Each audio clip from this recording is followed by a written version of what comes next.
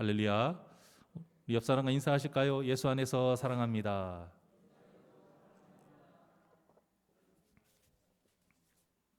이 전 본문의 제목 기억나십니까? 오늘 본문 제목하고 일맥상통하는 부분인데요. 하나님께는 작은 일입니다. 하나님께는 작은 일이에요.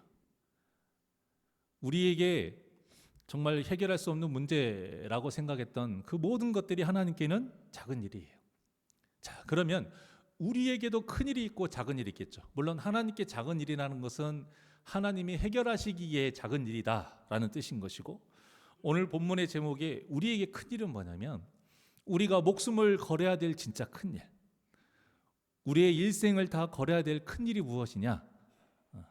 해결의 의미가 아니라 우리가 쫓고 살아야 될 일에 대한 비전에 대한 이야기입니다.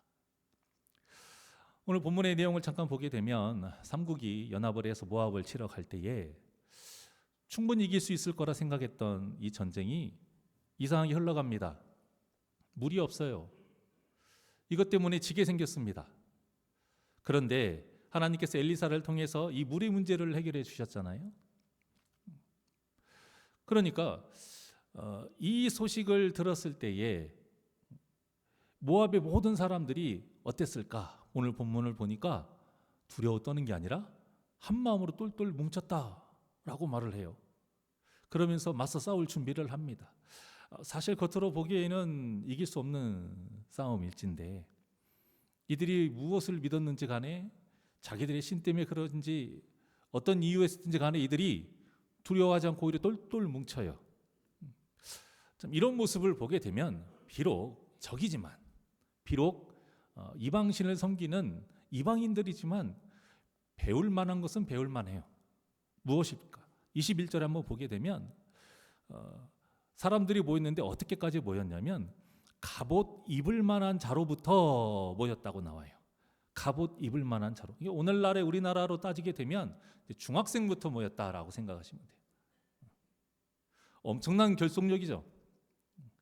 결속력하고 이제 민족성 하게 되면 우리나라를 뛰어넘지는 못해요. 나라가 망할 지경이 생겼다고 집에 꽁꽁 숨겨놓은 금을 나라에 바치는 일은 세상 어느 나라에도 없어요. IMF를 겪고 이렇게 빨리 회복되는 나라는 있을 수가 없는 일이에요. 결속력 하나만큼은 참 우리나라가 대단하긴 한데 이에 못지않은 모압이 이런 모습을 보입니다. 자, 그런데 이런 결속력이 사실은 어디에 있어야 되느냐? 교회에 있어야 돼요. 교회. 그런데 이러한 결속력이 교회보다는 어디에 많이 나타나요? 이단들에게 많이 나타나요. 코로나 팬데믹이 끝났습니다. 그런데도 아직 정통교회에서는 예배가 회복되지 못한 교회가 많고요. 새벽기도에 없어졌는데 다시 생겨야 되는 것이 마땅할진데 없어진 채로 지금 유지되는 교회가 굉장히 많이 있고요. 금요 성령 집회도 그건 당연하고, 어떤 교회는 수요 예배도 없는 교회가 있다고 합니다. 참 가슴 아픈 일이에요. 자, 그런데 이단은요, 코로나 전보다 더 극성스러워졌어요. 그렇게 신천지 여러 가지 유병원의 그런 세월호 사건을 통해서 구원파, 또 JMS 정명석 드러났습니다. 세상 사람들이 이제 그들이 가짜고 사이비를 능가하는 엄청난 이단이라는 것도 다 알게 됐어요. 자, 그러면 우리가 세상적으로 생각을 좀 상식적으로 생각을 해보면 없어져야죠. 그리고 그들이 위축돼야죠. 어떤 것 같습니까? 더 결속력이 대단해요. 이제는 드러내놓고 자기들의 이미지를 바꾸려고 얼마나 노력하는지 모릅니다. 특히 옆에 신천지 한번 보십시오. 아직도 저녁 10시가 넘어도요, 건물에 불이 켜 있어요. 뭐 하겠습니까? 자기네들 잘못된 거지만 그 잘못된 교리를 배우는데 정말 열심을 다하고 있는 것이고, 어떻게 하면 저 교회를 속여서 자기네 그 신천지로 데리고 올 수 있을까? 그거 고민하고 그거 어떻게 하는지 시나리오 짜고 연습하고 훈련하는 거예요. 정말 이 땅에서 없어져야 할 이단이지만 정통교회는 좀 보고 반성을 해야 될 필요가 있습니다. 이들의 열심, 이들의 단합, 이들의 어떤 그런 굳은 심지, 이것을 보고 진리가 아닌 멸망의 길을 걸어가는 저 이단들도 저렇게 열성적인데 그보다 우리가 진리의 길을 걸어가는 우리가 부족하다라는 것은 참 반성해야 될 부분이에요. 잠언 6장 6절을 한번 보실까요? 자, 잠언 6장 6절 시작. 게으른 자여 개미에게 가서. 아멘. 하나님은 어디를 무엇을 통해서라도 지혜를 얻으라고 말씀하세요? 개미가 아니고 개미. 여러분들 집중시키려고 일부러 그런 거예요. 아주 지혜로운 방법이에요. 하나님만 제대로 쓰면 돼요. 나머지는 괜찮아. 개미를 보더라도 우리가 배워야 될 점이 있다라는 거예요. 여러분. 그 볼품없는 개미한테도 우리가 배울 게 있는데 우리의 정반대인 대적인 이단에게도 배워야 될 게 있어요. 그들보다 꿀리면 안 되는 것들이 분명히 있단 말이에요. 그게 무엇이냐?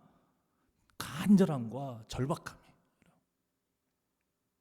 예수님께서 곧 오신다고 그랬어요. 곧 오신다. 이제 이것을 자기네들 마음대로 정말 세상의 어떤 시간으로 곧이라고 생각을 해서 너무 잘못 생각해서 문제였던 것이지, 오늘날에는요 이 곧에 대한 의미가 너무 퇴색되어 있어요. 오시긴 오셔. 근데 곧은 아니야. 예수님은 곧이라고 했는데 우리에게는 곧이 아니에요. 그러다 보니까 뭐가 없어져요? 간절함이 없어져요. 뭐가 없어져요? 절박함이 없어져요. 잘못된 교리지만 저는 신천지의 14만 4천 명이라는 그 목표라는 숫자가 이들을 이끄는 원동력 중에 하나라고 생각합니다. 왜? 14만 4천 명은 이미 넘었는데, 넘었다 보니까 이 중에서도 같이 예배하는 사람 중에서도 탈락자가 있을 수 있다는 거 아니에요. 얼마나 그들이 절실하겠어요. 그런데 우리는 하나님의 은혜로 다 구원 받는데요. 그러니까 너무 안일해 있다 이 말입니다. 우리의 간절함이 없고 절박함이 없어서 이단보다 못한 모습을 보이는 신앙생활, 우리가 정말 생각해 봐야 될 문제이고요. 정말 자성해야 됩니다. 우리를 조롱하는 세상 탓만 할 것이 아니에요.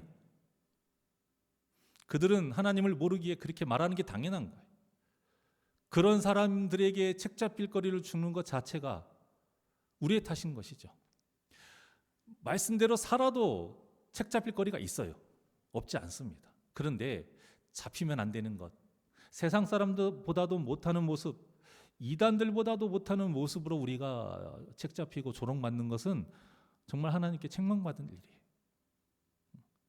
그래서 우리 새날교회만큼은 더 진리 안에서 똘똘 뭉쳐서 더 간절하고 절박하게, 우리 주님 곧 오신다고 하셨으니 그 말씀을 믿고 열심으로 나아가면서 지켜 우리 복음을 전하는 복된 심령들 되시기를 주님의 이름으로 축원합니다. 자, 이단들, 그러니까 이방인들 모아봤자, 똘똘 뭉쳐봤자 진리가 아니기 때문에 결국은 뭐예요? 패배예요. 멸망인 거예요. 아무리 그들의 세력이 똘똘 뭉쳐도 하나님 역사하시면 그들은 그냥 모래알같이 흩어지게 수밖에 없는 거예요. 22절에서 23절에 보니까요, 하나님께서 역사하시니까 이들이 어떤 말도 안 되는 일을 벌이냐면, 아침에 떠오르는 태양을 보면서 이제 전쟁 준비를 합니다. 어차피 저녁에는 조명이 없기 때문에, 빛이 없기 때문에 자연스럽게 휴전이 되는 때라고 말씀드렸어요. 자, 그러니까 해가 떠오른다라는 것은 양쪽 모든 진영이 이제 전쟁 준비를 자연스럽게 하는 때인 거예요. 자, 그런데 성벽에서 보니까 해가 떠오르면 하늘의 색깔이 어떻게 됩니까? 빨간색이 되잖아요. 그런데 이전에 하나님께서 어떤 역사를 하셨어요? 땅을 파괴했더니 그 판 땅에 무엇으로 가득 채우셨어요? 하나님이? 물. 근데 이때가 언제냐면 경기예요, 경기. 비가 내리지 않아요. 비가 내려도 그렇게 풍성하게 내릴 수가 없는 때예요. 자, 세상이 붉어졌습니다. 그런데 하나님께서 물을 채우셨기 때문에 그 물이 붉은 태양의 빛을 받아서 어떻게 보여요? 피처럼 보인 거예요. 피처럼.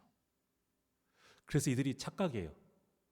아, 세 명의 연합군이 서로 싸웠구나. 그래서 얼마나 많이 죽였는지 지금 저 땅이, 메마른 땅이 피로 가득할 정도면 얼마나 많이 죽었겠느냐 이거예요. 그래서 이때가 기회다. 그들이 이제 착각을 하는 거예요. 이게 누구의 역사예요? 하나님의 역사예요. 그러니까 하나님께는 정말 작은 일이에요. 사람을 할 수 없는 일. 건기에 어떻게 비가 내립니까? 그것도 깊게 판 그 땅에 어떻게 가득 채울 수 있겠어요? 하나님이 하시는 일이에요. 그렇다 할지라도 떠오르는 태양을 통해서 그것을 핏빛으로 착각하게 하는 것도 다 하나님의 역사예요. 운이 좋은 게 아니라 이거예요. 자, 그런데요, 우리가 지금까지 살아왔을 때의 모습을 한번 잘 되돌아보십시오. 얼마나 많은 문제들이 있으셨어요. 그리고 그 문제들 대부분 많이 해결하셨고 아직도 진행 중인 것도 있지만 해결되신 것들이 많잖아요. 자, 그때에 여러분들의 능력과 힘으로 해결한 게 몇 개나 있으십니까? 세상적인 방법이나 그 계산으로 해결된 것이 얼마나 있으세요? 저 돌아보니까 다예요. 100%. 100%다 하나님께서 도와주셨어요. 하나님께서 해결해 주셨다는 걸 저는 확실하게 봅니다. 여러분들도 보실 거예요. 도저히 답이 없는 상황 속에서 생각지도 못한 사람들을 통해서 해결해 주시는 하나님. 분명히 해결 방법하고는 전혀 상관이 없는데도 어떠한 상황을 통해서 해결해 주시고 어떠한 사람들을 통해서 해결해 주시는 그 하나님. 오늘 본문도 하나님께서 이렇게 역사하신 거예요. 있을 수 없는 일이 일어날 수 있었던 것, 할 수 없는 일을 해낼 수 있었던 것, 전혀 생각하지 못했던 방법이나 도울 자를 통해 문제가 해결될 수 있었던 것, 이 모든 일이 운이 좋아서가 아니요, 내가 특별해서도 아니요, 하나님이 우리를 사랑하셔서 은혜를 베풀어 주신 줄 믿습니다. 그렇기 때문에 어떤 결론이 나와요? 우리에게 가장 큰 불행과 저주가 무엇일까요? 하나님의 사랑을 받지 못하는 거예요. 더 이상 하나님이 우리를 도와주시지 않는 거예요. 하나님의 은혜가 우리에게 임하지 않는 거예요. 하나님께서 우리에게 관심을 꺼버리시는 거예요. 그리고 니들 하고 싶은 대로 마음대로 해라. 내버려 두시는 거예요. 이게 우리에게 가장 큰 불행과 저주예요. 이게 뭐라고 했어요? 유기라고 했잖아요. 세상에서 버림받았다는 것은 하나님께 버림받은 거하고 좀 달라요. 왜냐? 하나님께 버림받았을 때 그 인생을 누가 이끌어요? 사탄이 이끌어요. 여러분들이 우리가 사탄이 될 수는 없지만 사탄의 입장에서 한번 보십시오. 이제 실컷 하나님 버리고 자기 편으로 왔는데 자기한테 온 사람들을 또 세상의 어떤 문제거리에 집어넣으면 이제 그들이 뭐라고 생각하겠어요? 아, 이거 사탄도 아니네. 다시 하나님 찾아갈 거 아닙니까? 자기에게 온 그 사람들을 사탄이 세상적으로 더 좋게 해줘요. 대부분 다 그렇게 해줘요. 처음에는. 그렇게 해서 하나님을 떠나간 것을 잘했다 생각하게 한단 말입니다. 하지만 여러분, 그것이야말로 큰 불행이에요. 정말 큰일이에요. 큰일. 우리 인생의 가장 큰일. 하나님이 우리에게 관심을 꺼버리시는 것. 그래서 우리가 이 불행과 저주를 겪는 것을 가장 두려워해야 됩니다. 가난보다도 더 두려워해야 되고요. 세상 일이 내 마음대로 안 되는 것보다도 더 두려워해야 되고요. 내 기분이 나쁘고 자존심이 상하는 것보다도 하나님께 버림받는 걸 더 두려워해야 되고요.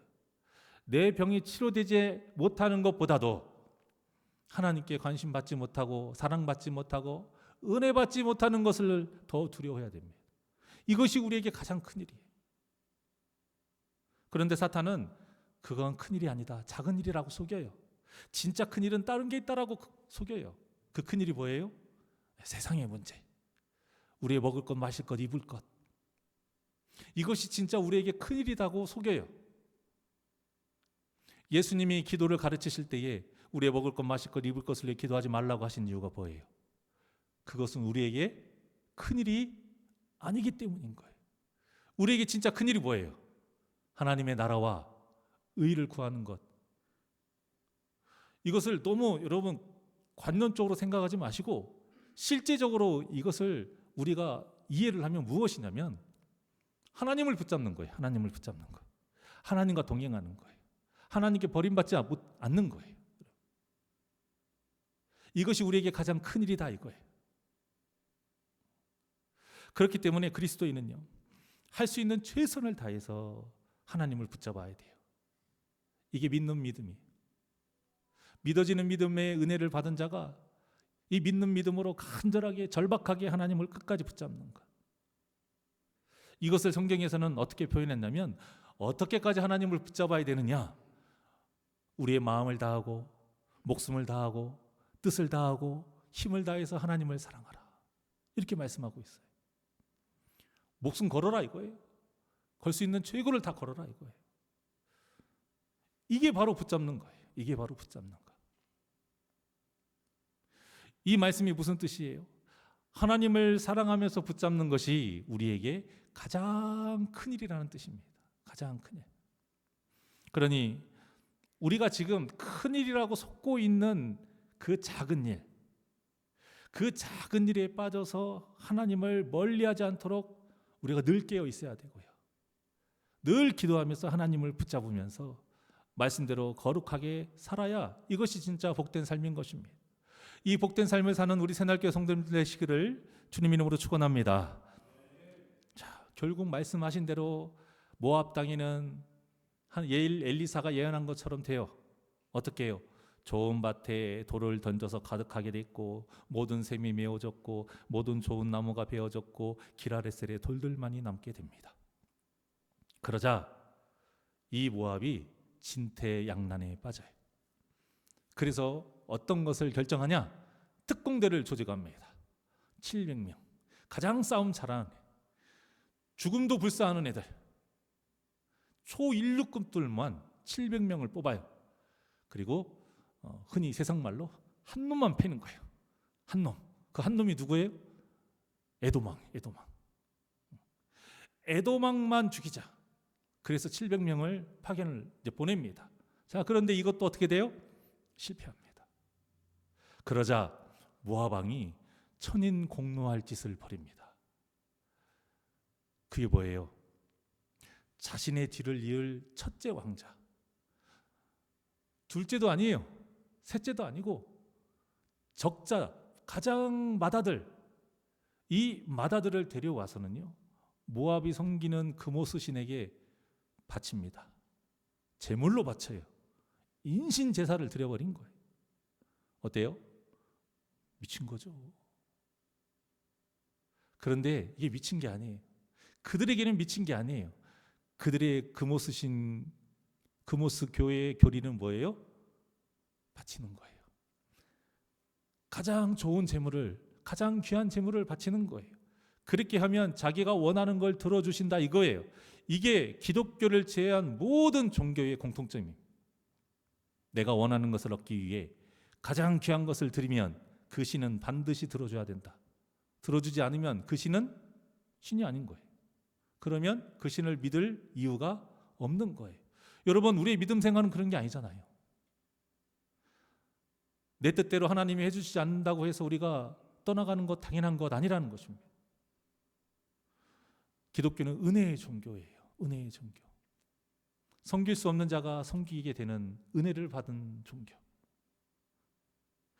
우리가 그 외에 구원 외에 더 뭐 받을 것이 없어도 될 만큼의 큰 은혜를 받았는데도 하나님께서 우리에게 많은 은혜를 부어주시는 그러한 종교가 바로 우리 기독교예요.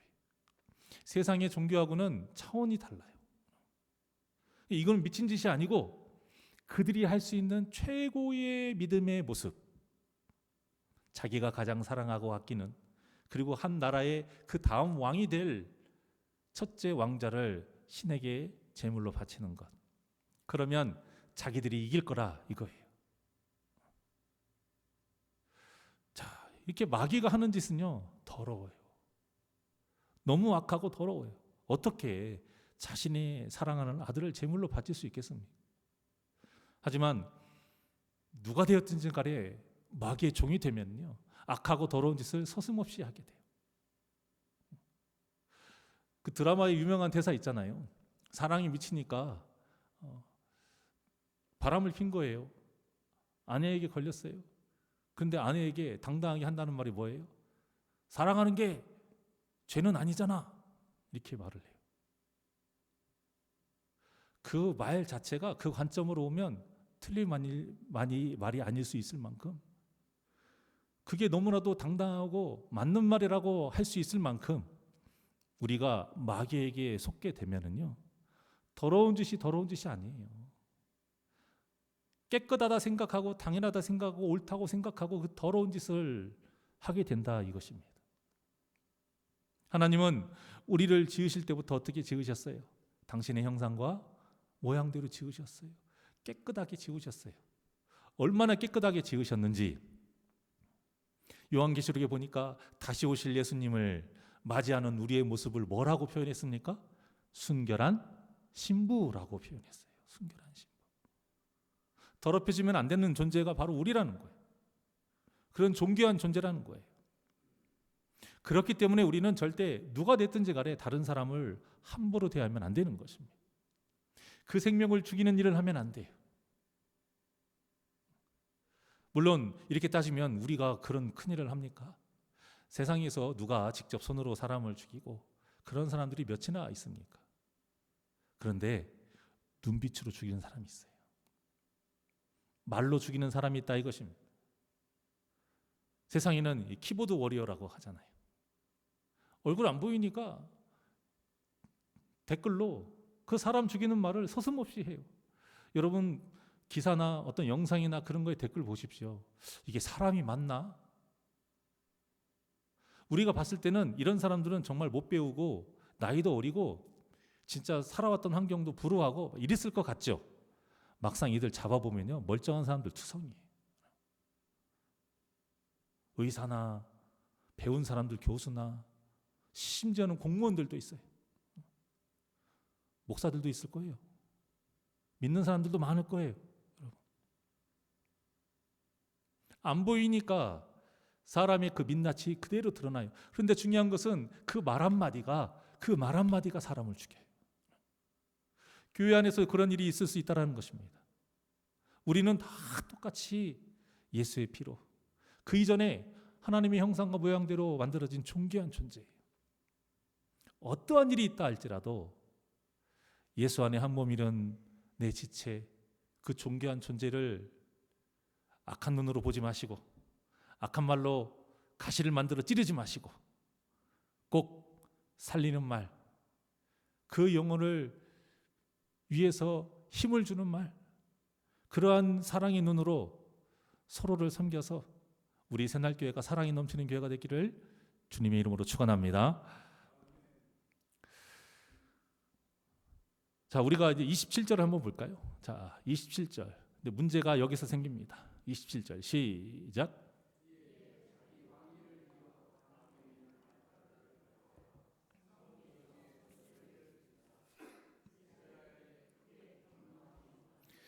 그들이 떠나 각기 고국으로 돌아갔더라. 아멘. 자, 이 말씀을 좀 정말 집중해서 보셔야 돼요. 이걸 어떻게 보느냐에 따라서 이 본문이나 그 다음이 좀 달라지게 보입니다. 난해 구절이라고 하잖아요. 해석하는데 좀 어려운 구절들이 성경에 몇몇 있어요. 그 중에 하나가 바로 이 구절이에요. 여기 보니까 이스라엘에게 크게 경노함이 임했대요. 이게 좀 힘듭니다. 제대로 이해하기가. 모압 왕이 자기 아들을 번제물로 바친 일에 뜬금없이 이스라엘에게 크게 경노함이 임했대요. 여러분들이 이걸 어떻게 받아들여지세요? 어떻게 이해가 되십니까? 이 말은 진노가 임했다라는 건데 이게 누구의 진노가 임했을까? 지금까지 잘 도와주셨던 하나님의 진노가 임하셨다는 뜻일까요? 아니면 그 모압 왕이 섬기는 그모스가 인신 제사를 받고 진노했다라는 뜻일까요? 하나님의 진노라고 해석하게 되면 문맥상 맞지가 않아요. 그러면 그모스가 진노했다라고 하는 것도 가짜잖아요. 있지도 않은 존재잖아요. 그러니까 진노할 수 없기 때문에 이것도 말이 안 되는 해석이에요. 그래서 신학자들 사이에서도 이게 일치가 잘 되지 않아요. 저도 이것을 위해서 주석책도 많이 읽어보고 또 설교문도 좀 많이 보고 이렇게 공부를 좀 이리저리 많이 해봤는데요. 제가 공감하고 또 제가 성경을 통해서 제 나름 내린 결론은 무엇이었냐면 모압 왕이 자기 아들을 인신 제사를 드린 것을 보고 이스라엘이 충격을 받아요. 그리고 놀라요. 두려움에 빠져가지고 각자 자기 나라로 돌아간 겁니다. 우리가 성경을 볼 때 이해하기가 어려울 때나 막힐 때가 가끔 있어요. 자, 그러면 대부분 여러분들은 어떻게 하세요? 그것을 잘 해석한 어떤 목사님의 설교를 들을 수도 있죠. 좀 더 적극적이신 분들은 나와 있는 인터넷 찾아본다든가, 요즘 또 AI가 하도 잘 돼 있어서 AI에게 물어본다든가, 아니면 주석책을 보신다든가, 아니면 원어를 보신다든가, 이런저런 방법이 있으실 거예요. 그런데 그보다 가장 더 좋은 방법, 기본적으로 반드시 해야 될 게 무엇이 있냐면, 그것이 나쁘다라는 게 아니고 그보다 먼저 해야 될 것, 반드시 해야 될 것, 그게 무엇이냐? 본문의 앞뒤 전체를 보는 겁니다. 성경은 본래 장과 구절이 없다고 저번에도 말씀드렸죠. 그렇기 때문에 어떤 구절이 이해가 안 되면 그 다음 이어져 있는 그 다음의 내용까지 계속 살펴봐야 돼요. 좀 더 넓게 보셔야 돼요. 자, 본문 4장을 보니까요, 오늘 이 3장 27절의 말씀이 무슨 뜻인가가 더욱더 명확하게 보입니다. 자, 이어져서 어떤 이야기가 나오냐면 4장에 엘리사를 통해서 이루어진 기적 5가지가 나와요. 몇 가지요? 5가지. 그런데 두 번째 기적과 세 번째 기적이 이어져요. 그래서 이 4가지의 기적이 공통적으로 보이는 모습이 있습니다. 그걸 짧게 제가 말씀드릴게요. 이 5가지의 기적을 통해서 봐야 될 것은, 우리가 봐야 될 것은 엘리사라는 인물이 아니에요. 절대 우리가 인물, 어떤 명칭, 숫자 여기에 현혹되면 안 된다고 말씀드렸습니다. 우리가 가장 먼저 봐야 될 분은 하나님이에요. 사람에게는 큰일이지만 그 5가지의 그 기적이 이루어지는 모든 일들이요, 사람이 해결할 수 없는 일들이에요. 사람한테는 큰일이에요. 하지만 하나님께는 작은 일이에요. 그 하나님의 사랑과 은혜와 능력을 봐야 돼요. 자, 그리고 오늘 본문과 연결해서 봐야 될 게 무엇이냐? 믿음이 있다고 하면서, 하나님의 은혜를 분명히 경험했다고 고백하면서, 심지어는 하나님의 기적까지 체험했다고 하면서 문제를 겪게 되면 한없이 연약해지는 우리의 모습을 봐야 돼요. 첫 번째 기적은요, 선지자의 제자들 중 한 제자가 죽었어요. 그런데 그 제자의 아내가 엘리사에게 찾아와서 울부짖습니다. 빚 때문에 자신의 두 아이가 종으로 빼앗기게 생겼다 이거예요. 그렇게 엘리사에게 와서 한 말이 이래요. 열왕기하 4장 1절입니다. 바로 다음 구절이에요. 시작.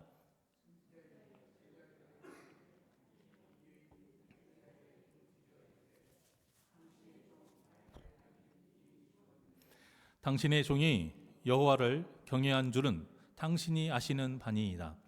이제 빚준 사람이 와서 나의 두 아이를 데려가 그의 종을 삼고자 하나이다 하니, 자 보세요. 남편을 보낸 아내의 말에는 참 큰 슬픔과 걱정이 배어 있어요. 당연한 거죠. 하지만 이 여인의 말을 잘, 상반절 아까 화면 한번 보세요. 상반절의 말을 잘 살펴보면요, 자신의 남편이 살았을 때에 여호와를 얼마나 열심히 경외했는지 엘리사 당신 아시잖아요.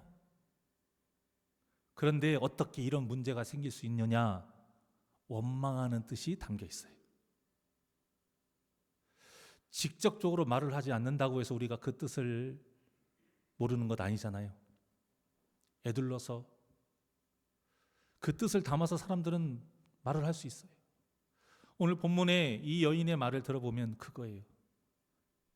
복을 바라는 것도 아닌데 이런 불행한 일이 어떻게 생길 수 있느냐, 그거예요.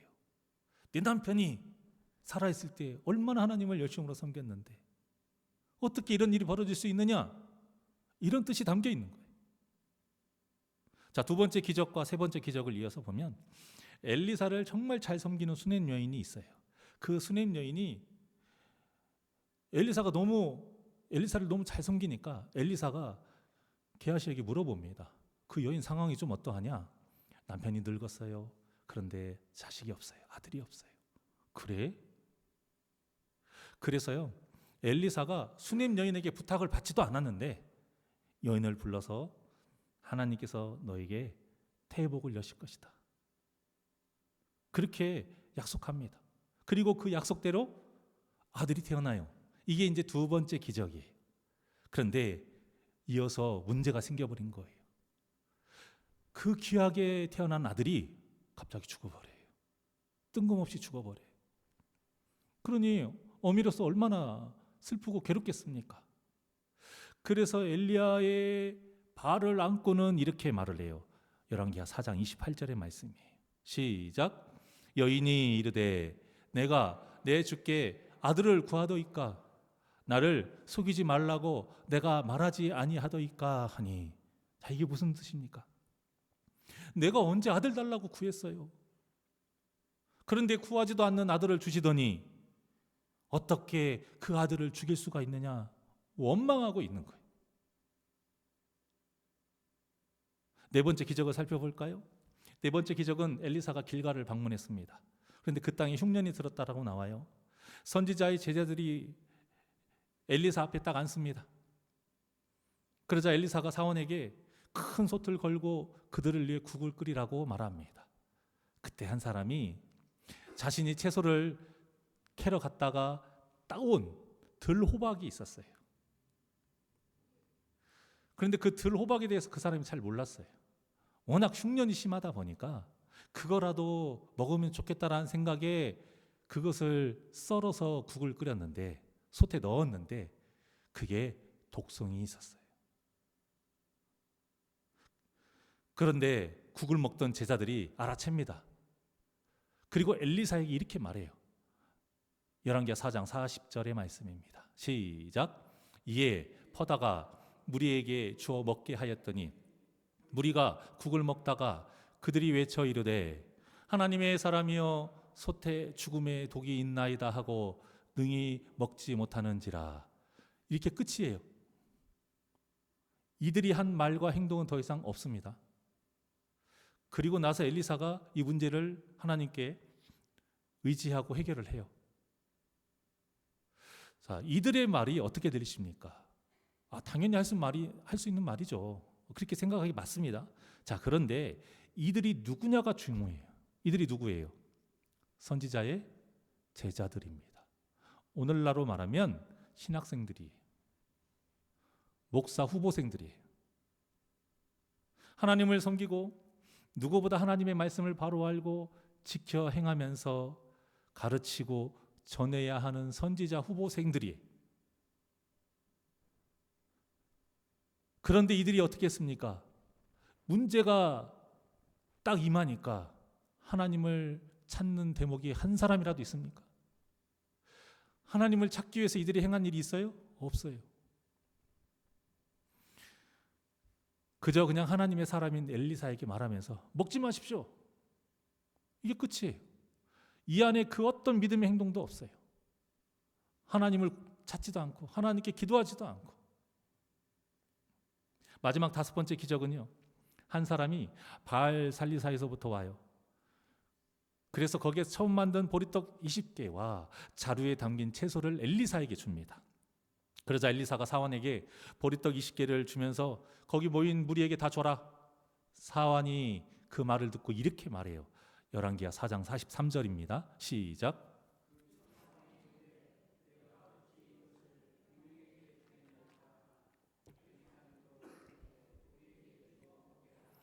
여호와의 말씀이 그들이 먹고 남으리라 하셨느니라. 아멘. 어떤 대목하고 많이 비슷합니까? 딱 뭐가 떠올라요? 오병이요. 오병이하고 딱 비슷한 대목이에요. 일반적으로 이 사원을요, 게하시로 봅니다. 아니라고 주장하는 사람이 있긴 하나 저는 게하시로 봅니다. 자, 그렇다면 하나님의 사람인 엘리사 곁에서 누구보다 행하시는 하나님, 역사하시는 하나님, 기적의 하나님을 직접 눈으로 보고 생생하게 경험한 사람이 누구예요? 엘리사 곁에서 모시고 있는 사원 게하시예요. 자, 그런데도 엘리사의 말에 이 사원이 한 말이 뭐라고 해요? 무슨 말도 안 되는 소리를 하세요. 어떻게 보리떡 20개로 100명을 먹일 수가 있어요? 예수님의 제자들이 했던 말을 똑같이 합니다.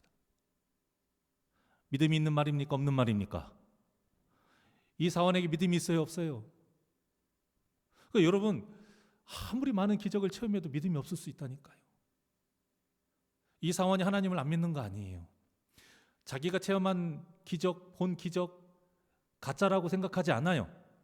하지만 현실적인 어떤 문제가 당했을 때에 자기가 체험했던 기적 아무 쓸모없게 되는 그런 연약한 존재가 바로 우리라는 거예요. 그러니까 이 본문에서 이어지는 기적의 이 공통점, 본문 다음에서 이어지는 지금 제가 말씀드렸던 이 5가지 기적 중에 4가지 기적에서 나오는 공통점이 바로 인신제사에 놀란 도망간 그 연합군의 모습과 똑같다 이거예요. 하나님의 도우심으로 절대 이길 수 없는 이 전쟁을 이겼어요. 그것도 이루어질 수 없는 그 물이 가득 채워지고 생각할 수도 없는 그 모압의 군사들이 이것을 핏빛으로 잘못 착각하고 와서 자기들 손에 그냥 왔어요. 덫으로. 그래서 너무나도 손쉽게 이겼어요. 이제는 끝장만 내면 돼요. 마무리만 하면 돼요. 그런데 그 시점에서 놀라버린 거예요. 무엇이에요?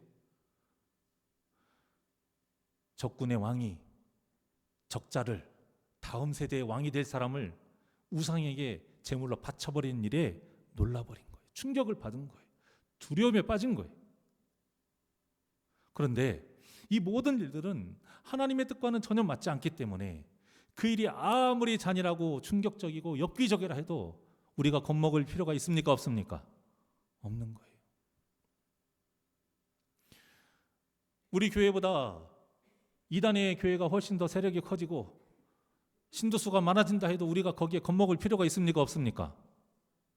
없는 거예요. 그런데 실제로는 아닌 사람이 있더라 이거예요. 왜 우리는 참된 진리의 길을 걸어가는데 자꾸 성도수가 줄어들까? 그런데 저 이단은 가짜라고 하는데 교회를 또 짓고 또 어떤 교회를 또 흡수했다고 그러고 또 교회를 샀다고 하고 심지어는 하나님의 교회 같은 경우는요 나라에서 상 받기도 해요. 오히려 하나님의 교회가 더 무서울 수 있어요. 여러분. 거기는 이미지가 너무 좋아요. 돈도 NGO 단체 같이 그런 곳에 너무 잘 써요. 그들이 만든 영상 보세요. 절대 이단이라고 생각 안 합니다. 얼마나 잘 만들었는가. 그런데 그런 것을 보고 우리가 헷갈려하면 안 된다라는 거예요. 이게 아닌가? 라는 생각도 하면 안 된다라는 거예요. 그런데 그럴 수 있는 존재가 누구다? 우리라는 겁니다. 이스라엘 연합군이 승리를 눈앞에 뒀어요. 마무리만 하면 돼요. 별거 아니에요. 문제도 없어요. 그런데 인신제사를 통해서 충격을 받아버려요. 그리고는 하나님을 향한 믿음이 감쪽같이 사라집니다. 정말 놀라운 사실은요. 엘리사를 찾지를 않아요. 여러분, 엘리사를 찾아서 엘리사를 통해서 하나님께서 역사하심으로 비가 내리고 그 물이 어떻게 됐어요? 가득 찼잖아요. 그런데 지금 자신들에게 큰 문제가 생겼다라고 하면 누굴 찾아야 돼요? 지금까지 해왔던 것처럼 엘리사를 찾아야 돼요. 엘리사를 찾지를 않아요. 어떻습니까? 우리가 그렇게 굳건하다 믿었던 믿음이요, 그렇게 굳건한 믿음이 아니에요. 하나님이 자주 하신 말씀이 있어요. 여호수아서 1장 9절의 말씀 한번 볼까요? 시작. 내가 내게 명령한 것이 아니냐.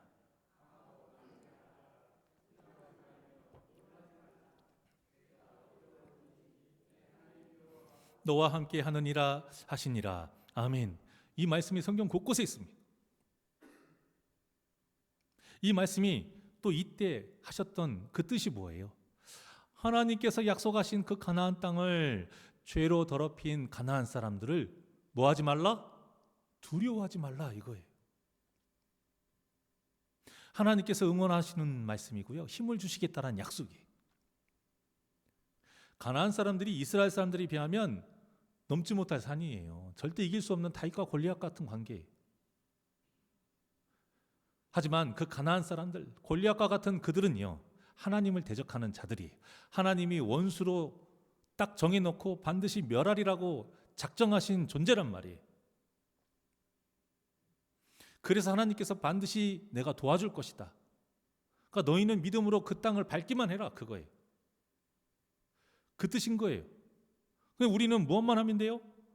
하나님의 말씀을 믿고 이 명령대로 강하고 담대하면 되는 거예요. 절대 우리 앞에 큰일이 벌어진다 해도 뭐만 안 하면 돼요? 두려워하지 않고 놀라지 않으면 되는 거예요. 그런데 이 말씀을 모압 왕이 인신제사를 드리니까 이 말씀을 까맣게 잊어버린 거예요.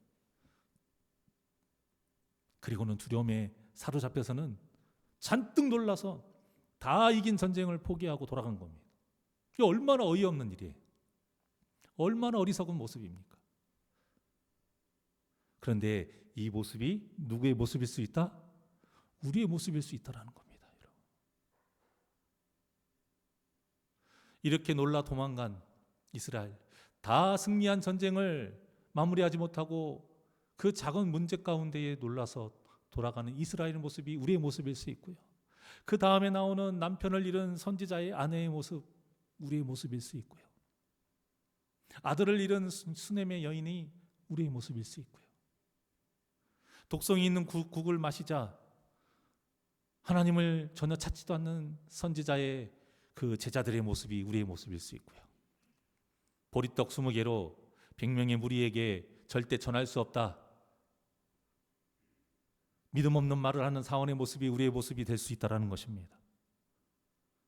그러니까 내가 아무리 믿음이 좋다 생각할지라도, 내가 아무리 예배 생활을 잘한다 할지라도, 내가 아무리 성경을 잘 알고 있다 할지라도, 내 신앙생활이 아무리 길고 내가 목사라 할지라도, 중직이라 할지라도, 내가 아무리 은사를 많이 행하고 맡은 사명을 감당을 해서 사람들에게 인정받는다 할지라도, 갑자기 예상하지 못했던 세상 일에 놀라고 충격받고 가장 먼저 믿음을 잃어버리는 이런 어이없는 일을 우리도 행할 수 있다라는 그 연약한 우리가 존재라는 사실을 잊지 않으시기를 바랍니다. 물론 그렇게 되면 안 되지만 우리는 충분히 그럴 수 있는 존재라고 성경은 말하고 있는 거예요. 그래서 우리는 항상 겸손해야 되는 거예요. 교만이 우리의 최대의 적이 무엇이냐, 이거예요. 교만하기 때문에 이런 문제 가운데 우리가 놀라고 쓰러져 버리는 거예요. 겸손하면 그렇지 않습니다. 겸손하기 때문에 이런 일이 있을 때마다 누구를 붙잡아요? 하나님을 붙잡아요. 그런데 문제가 뭐냐면요, 이런 일이 실제 성도들에게 생길 때에 어떤 문제가 생기냐? 하나님을 떠나요. 하나님을 원망해요. 떠나버려요. 어떻습니까? 이게 전혀 다른 세상의 이야기예요? 아니에요. 우리가 이미 들었던 이야기이고, 우리가 직접 봤던 이야기이고, 우리가 이미 경험했던 이야기일 수도 있고, 지금 우리의 이야기일 수도 있고, 앞으로의 우리의 이야기가 될 수도 있습니다. 그러니 이제부터라도 하나님에게 있는 너무나도 그 작은 일, 그러한 세상 일에 놀라지 마시고 예상하지 못했던 고난과 시련에 놀라지 마시고 세상의 주관자이사 우리의 가장 큰일이신 하나님만을 붙잡는 믿음이 저와 여러분에게 있기를 주님의 이름으로 축원합니다. 우리가 이 문제를 해결하지 못하잖아요. 그래서 계속 믿음 없는 모습을 계속 보이잖아요. 그렇게 되면 어떤 일이 벌어지느냐?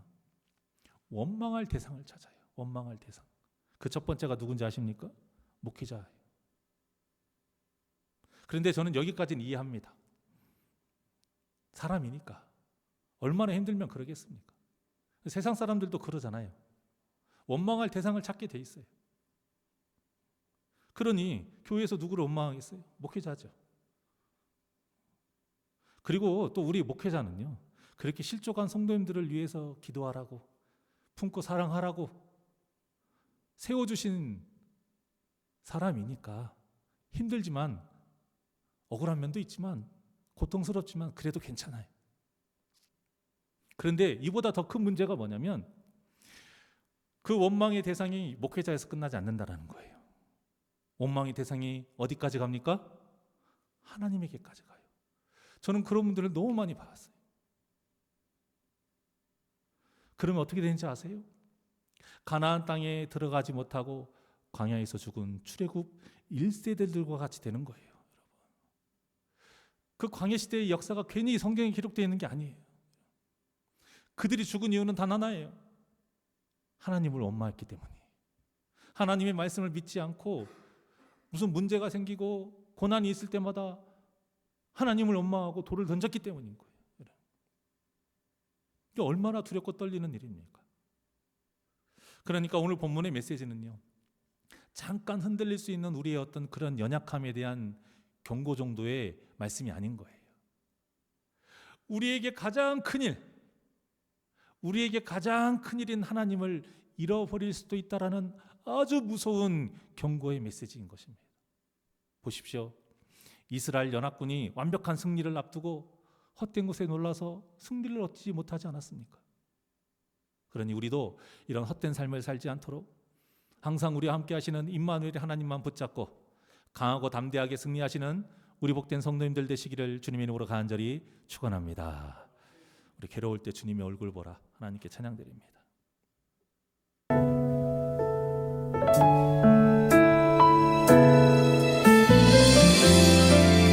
괴로울 때 주님의 얼굴 보라.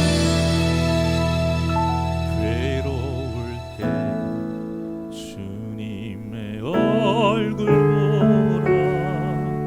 평화의 주님 바라보아라.